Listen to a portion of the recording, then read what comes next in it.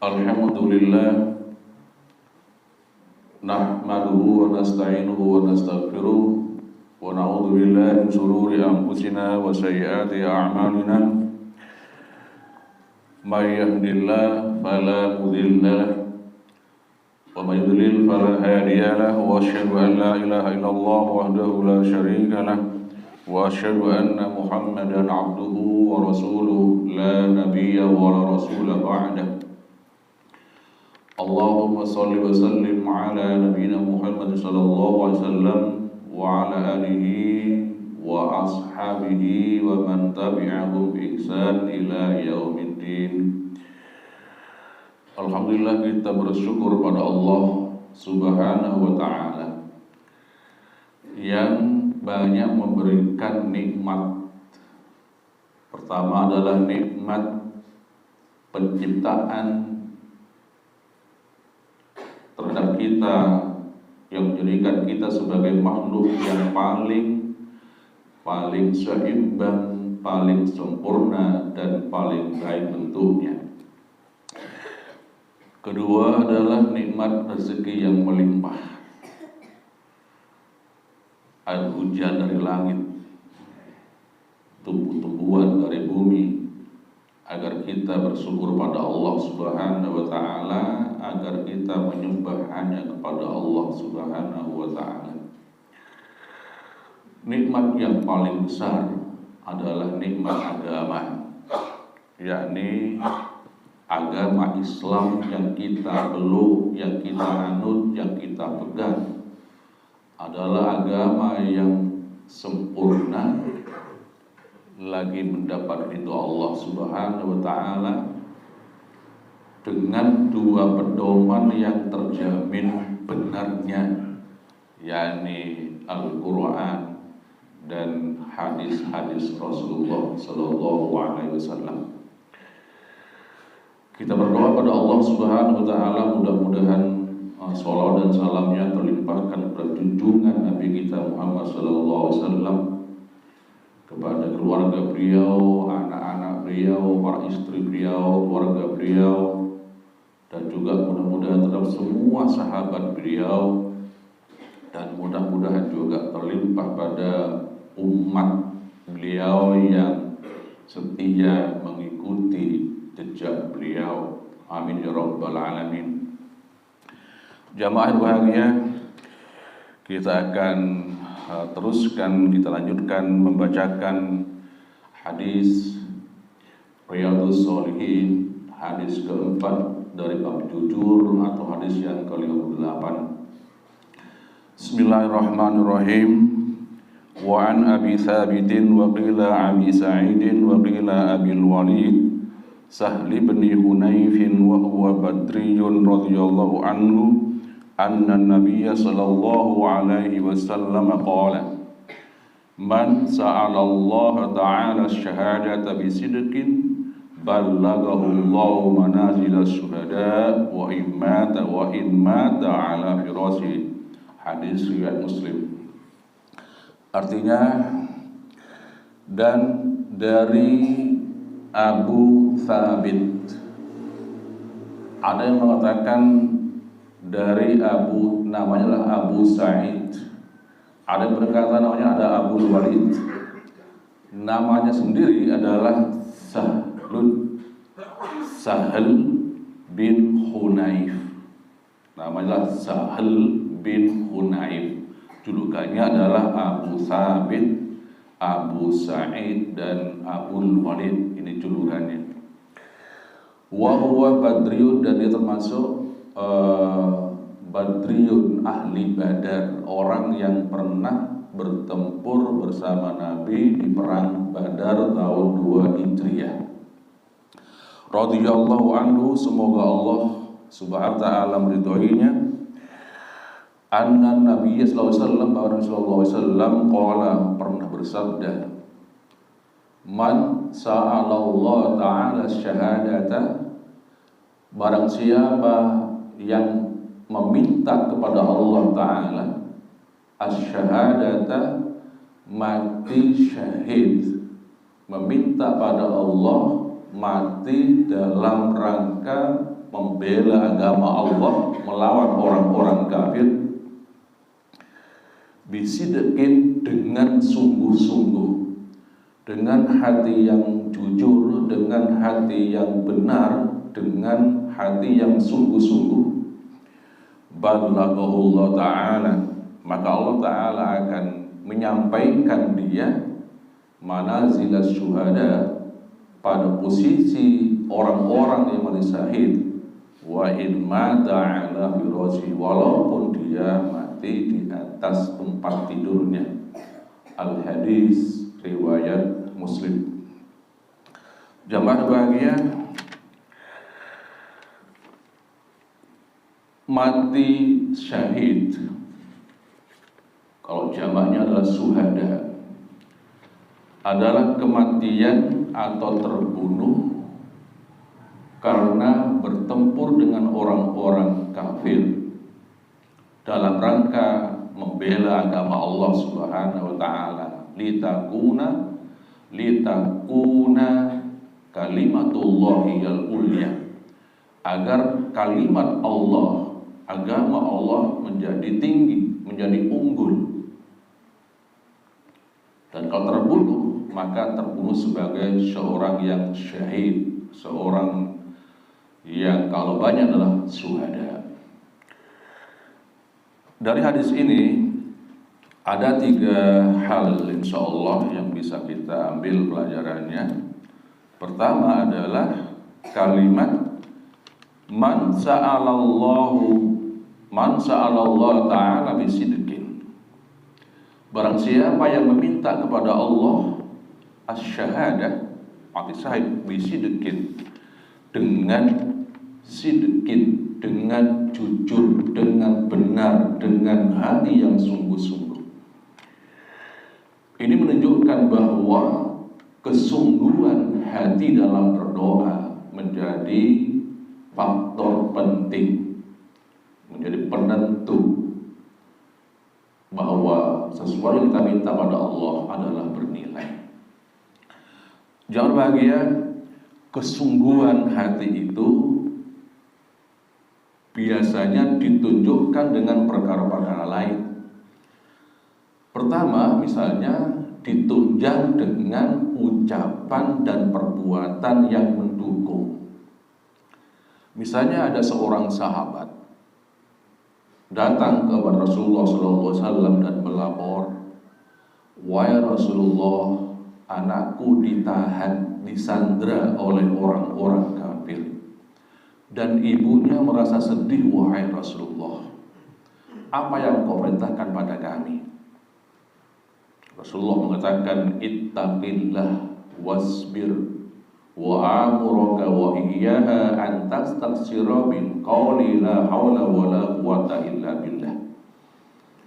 Terhadap sahabat yang mengadukan kasusnya, permasalahannya, persoalannya pada Rasulullah, bahwa anaknya ditahan oleh orang-orang kafir, Nabi menyarankan satu, ittaqillah, tetaplah bertakwa pada Allah Subhanahu wa taala, tetap laksanakan perintahnya, tetap jauhi larangannya.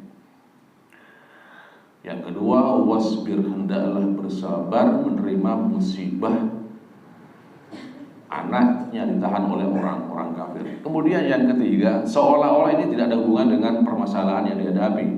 Wa amuraka wa iyyaha an tastaghfira min qawli la haula wa la quwwata illa billah. Aku perintahkan padamu dan juga istrimu memperbanyak kalimat la haula wa la quwwata illa billah. Kemudian sahabat ini pulang ke rumah, tetap bertakwa pada Allah, tetap bersabar dengan kasusnya, dan dia sama istrinya memperbanyak kalimat la haula wa la quwwata illa billah. Tiba-tiba anaknya datang membawa rampasan perang 100 ekor onta. La haula wa la quwwata illa billah. Di doa itu kesungguhannya dibuktikan dengan satu ucapan dan sikap yang mendukung. Yang kedua, hendaknya doa itu kesungguhan hati kita dalam berdoa hendaknya juga diiringi dengan perkara-perkara perkara yang menghalangi terkabulnya doa. Makanan yang haram, minuman yang haram, pakaian yang haram itu menjadi penghalang terkabulnya doa pada Allah Subhanahu wa Ta'ala. Oleh karena itu hendaknya hati-hati dengan makanan yang haram, minuman yang haram, pakaian yang haram. Karena pernah bersabda, ada seorang yang berdoa kepada Allah Subhanahu wa Ta'ala padahal makanannya haram, minumannya haram, pakaian haram. Bagaimana mungkin Allah akan kabulkan doanya? Kemudian juga termasuk penghalang doanya dikabulkan Allah adalah tidak peduli dengan kondisi masyarakat yang berbuat kemungkaran. Kalau ada masyarakat yang berbuat salah, kita diam, tidak peduli, maka itu juga jadi penghalang terkabulnya doa pada Allah Subhanahu wa Ta'ala. Jamaah bahagia, itu yang pertama, bahwa dari kata-kata bisidekin, dengan jujur, dengan benar, dengan sungguh-sungguh, menunjukkan bahwa doa itu dengan sungguh-sungguh, hati yang mendalam, menentukan faktor diterima oleh Allah Subhanahu wa Ta'ala. Itu yang pertama. Kemudian yang kedua, kalimat man sa'ala Allah Ta'ala syahadatah. Barang siapa yang minta pada Allah mati syahid. Mati syahid itu adalah kematian yang paling mulia si Allah Subhanahu wa Ta'ala. Kita akan pernah dengar kalimat iskariman au mut syahidan. Hendaklah engkau hidup mulia atau mati syahid. Sampai Rasulullah SAW, karena mulianya mati syahid ini, Nabi pernah bersabda, demi Allah, saya sungguh sangat ingin terbunuh fisabilillah, ya Allah, sangat terbunuh sebagai seorang mati syahid. Kemudian hidup lagi, kata Nabi, hidup lagi. Kemudian berperang lagi, mati lagi. Kemudian hidup lagi. Kemudian berperang lagi, mati lagi, hidup lagi, kemudian terbunuh. Ini Rasulullah SAW. Karena tingginya derajat seorang yang mati berperang di jalan Allah, Nabi sampai mengatakan 3 kali, mati, hidup, mati, hidup, mati, hidup, kemudian mati kembali. Maka dari kata-kata ini kita dapat mengambil sebuah pelajaran bahwa kalau berdoa pada Allah Subhanahu wa Ta'ala, atau kalau kita bercita-cita, hendaknya bercita-cita yang tinggi dalam agama ini. Sebagaimana kata Nabi, kalau minta surga, hendaklah minta surga Firdaus, surga yang paling tinggi dan paling ideal. Nah, ini menunjukkan bahwa hendaknya kita kalau bercita-cita, hendaknya setinggi langit. Cita-cita yang mulia di sisi Allah Subhanahu wa Ta'ala. Jangan meminta cita-cita, jangan bercita-cita yang rendah-rendah, yang hina-hina. Ya, jangan hanya bercita yang hina, yang rendah. Hendak bercita. Sahabat Umar bin Khattab radhiyallahu anhu ini termasuk orang yang meminta pada Allah mati syahid, tapi bukan di pertempuran, melainkan di Madinah. Sahabat Umar bin Khattab radhiyallahu anhu, mertua Rasulullah, khalifah yang kedua, ini pernah berdoa pada Allah Subhanahu wa Ta'ala, Allahumma rzuqni syahadatan fi sabili waj'al mauti fi baladi rasulika sallallahu alaihi wasallam. Allahumma ya Allah, urzuqni, Allahumma rzuqni, ya Allah berilah aku, berikan padaku syahadatan, kesyahidan, mati syahid, fi sabilika, di jalanmu. Waj'al mauti, jadikanlah kematianku, fi baladi rasulika, di negeri rasulmu, yakni Madinah. Rasulullah SAW yang di Madinah. dan Allah kabulkan doa Umar bin Khattab ini, beliau terbunuh di Madinah di Masjid Nabi saat menjadi imam sholat. Ketika dia mengimami, datang seorang kafir, musyrik, majusi, penyembah api dari Iran dan menikam sahabat Umar bin Khattab radhiyallahu anhu. Karena dendam sejarah, sahabat Umar adalah orang yang mengalahkan Persia, mengalahkan Iran, maka sampai sekarang orang Persia dendam dengan Khalifah Umar. Mereka yang beragama Syiah sangat benci pada Umar bin Khattab radhiyallahu anhu. Bahkan pembunuh Umar dianggap sebagai pahlawan. Inilah doa Umar bin Khattab minta syahid pada Allah, dan Allah kabulkan di Madinah ketika dia mengimami sholat jamaah. Yang berbahagia, Allah Subhanahu wa Ta'ala adalah sangat pemurah, sangat luas kurnianya, sangat luas pemberiannya. Andaikan seorang berdoa pada Allah Subhanahu wa Ta'ala dan belum Allah kabulkan, karena itulah kebijakan Allah Subhanahu wa Ta'ala. Allah lebih tahu tentang siapa yang berhak dikabulkan oleh Allah Subhanahu wa Ta'ala. Maka siapa yang minta pada Allah mati syahid dan Allah tidak kabulkan benar-benar syahid jalannya, maka kata Nabi, ballaghallahu manazilas syuhada. Allah akan sampaikan dia manazilas syuhada pada posisi sederajat, setingkat dengan orang-orang yang mati syahid, dengan syarat satu, benar niatnya. Yang kedua adalah doanya bagus pada Allah Subhanahu wa Ta'ala. Ketiga, sungguh besar berharap kepada Allah Subhanahu wa Ta'ala.